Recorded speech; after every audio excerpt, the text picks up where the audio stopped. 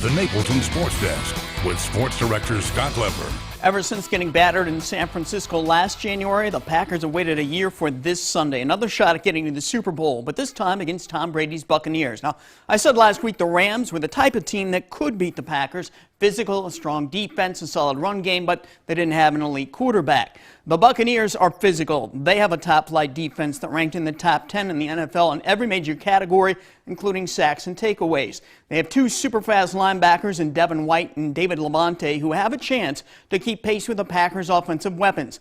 I like running back Ronald Jones a lot, very underrated. And Leonard Fournette looked like a new man last Sunday.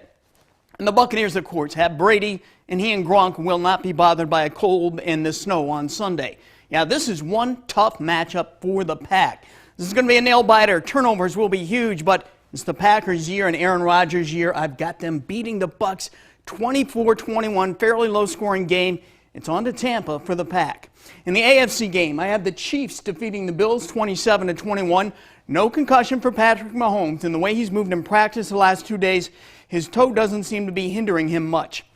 The Chiefs, they're not quite clicking like they were last year at this time, but they are still the best team in the AFC, and they have Andy Reid going for them. Now, I want to touch on the other big sports story of the day, the passing of Hank Aaron.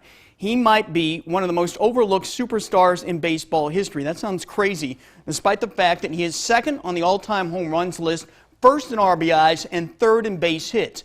He was also a Gold Glove outfielder. I became enamored with Hank Aaron in the 5th grade when I did a book report on him. Enamored because of his baseball talent and because of the way he dealt with racism and death threats and just kept going with class and grace. In 1975, when Aaron was winding down his career with the Brewers, my older brother-in-law took me to a Brewers-Indians game in Cleveland. I was pumped to see Hank Aaron play, but it turned out he wasn't in the lineup that day. I had to see him, though, with my own eyes, so during the game, I briefly positioned myself in the stands so I could look into the Brewers' dugout, and there he was. Just that one glimpse of Aaron is still one of the greatest sports thrills of my life. And by the way, I still have that book from 5th grade. It's simply titled Aaron.